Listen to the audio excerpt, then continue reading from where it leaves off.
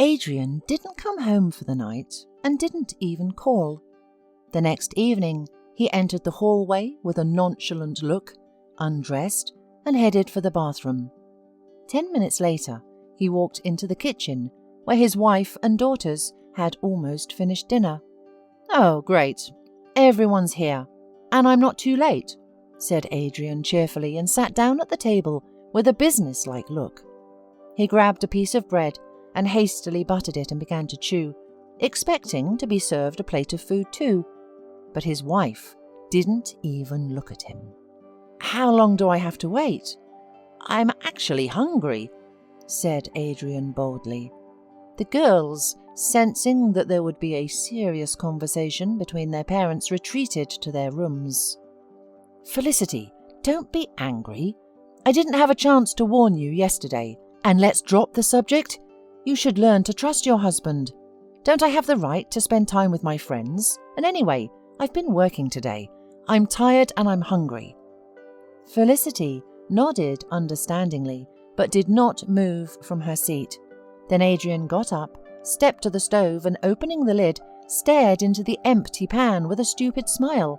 The next saucepan was empty too. With a smirk, Adrian turned and said, "Oh, you decided to punish me? Well, I'll be happy without dinner," he said proudly, and looked meaningfully at his wife.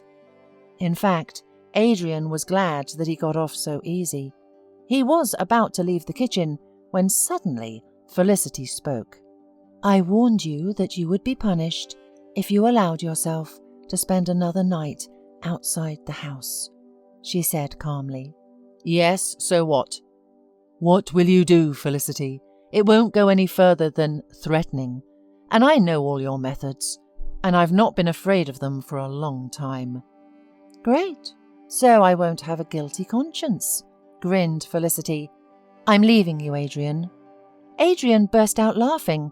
He was sure his wife had made up this nonsense only to scare him, and even if he could imagine that Felicity really left him, the children, he did not doubt a minute that he would do well, and could even finally get a break from her endless nagging, especially since the girls were all grown up and did not cause much trouble. "There's nowhere for you to go," Adrian said through laughter, "and if there is, you can pack your things and leave right now. Aren't you afraid to leave your daughters with me?" "I'm not afraid, because our mums will help you," replied Felicity, and looked at her husband with a triumphant look. "They'll be here soon." Adrian clutched his head and said frightenedly that he didn't want them to come, but Felicity only grinned and philosophically remarked that not everything happens in life the way you want it to. She also added that she had already told her mother and mother-in-law that she was leaving Adrian because she could no longer tolerate his constant absence from home. She said that her mother-in-law urged her to think about it and stay, while her mother was of a different opinion. But both of them agreed on one thing. The girls were better to stay in a familiar place with their father, and they offered to provide the necessary parenting assistance themselves. "Are they going to live here?" whispered Adrian in horror. "Yes, and that's why we need to vacate your study as soon as possible. Your mother will sleep there, and my mother will live in our bedroom. Sorry, but the living room is uncomfortable, so you will have to sleep in it," replied Felicity. Adrian was at a loss. It was strange that his mother and mother-in-law had suddenly agreed to do this, because they had never interfered in their life.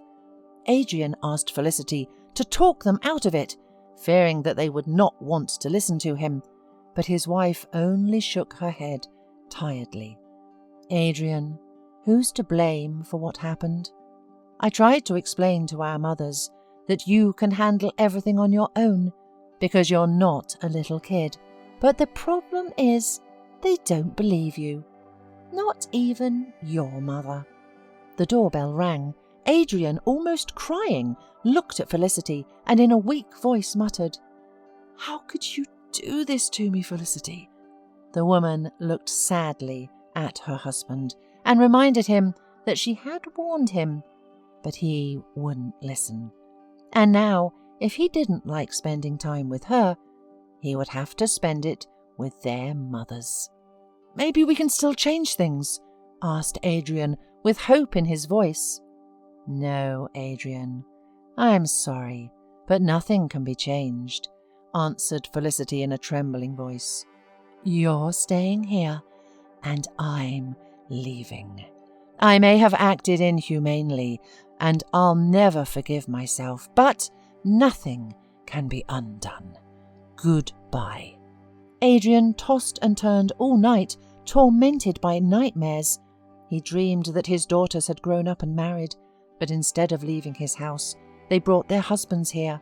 Then the young families had children, and then the daughters abandoned their husbands, left home, and their husbands' mothers moved in to replace them, to help their feckless sons raise their children. At this point, Adrian woke up, breaking into an icy sweat. He realized that it had long since been morning, and wandered glumly into the kitchen. His daughters and Felicity were sitting at the table. Adrian rubbed his eyes several times, still not believing what was happening. He stood for a few minutes in silence, and, convinced that this was not a dream or a hallucination, almost jumped for joy. "Felicity, you're here!" he exclaimed happily. "Well, I decided to give you a chance and came back," replied his wife. Adrian smiled contentedly, but suddenly came to his senses and asked frightenedly what to do now with the mothers settled in with them. Felicity calmly explained that they had moved out, promising not to interfere in their lives while their children were together. "What did my mother say?" asked Adrian apprehensively.